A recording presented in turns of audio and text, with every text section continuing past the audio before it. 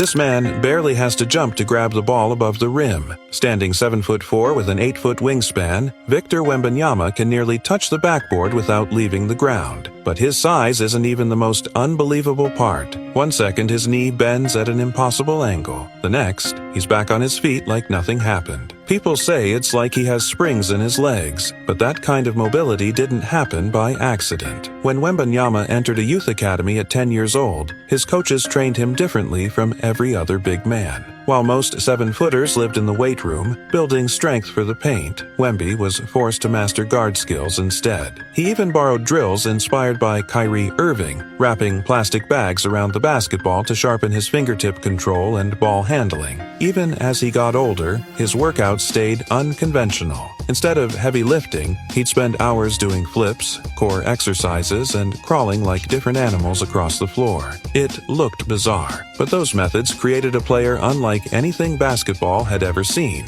Most players his size struggled just to turn around. Wembanyama moves like a wing. By the time he became a star in the French League, NBA scouts had a problem. Normally, every top prospect is compared to a player from the past, not Wembanyama. Nobody knew who to compare him to. He had the size and rim protection of a center, the speed and athleticism of a forward, and the ball handling and shooting of a guard. He could protect the rim, switch on to perimeter players, and score from almost anywhere on the floor. He became the first true generational prospect with no NBA comparison. The race to draft him became so intense that the 2022-23 NBA season sparked one of the biggest tanking races in years. Several teams openly chased the #1 pick because everyone believed landing Wembanyama meant securing the next decade. The lottery finally smiled on the San Antonio Spurs. Despite having just a 14% chance, they won the first overall pick and brought Wembanyama to the same franchise that once built a dynasty around Tim Duncan.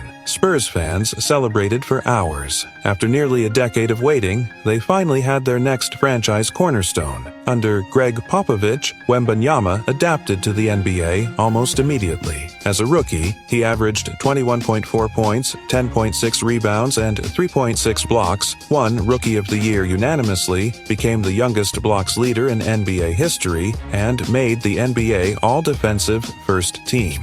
No rookie had ever done that before. Everyone believed the Spurs' revival had begun, that Wembanyama's era had finally arrived. But just as the basketball world waited for an even bigger second season, everything changed. At only 21 years old, Wembanyama was diagnosed with deep vein thrombosis in his right shoulder, bringing one of basketball's brightest young careers to an unexpected halt.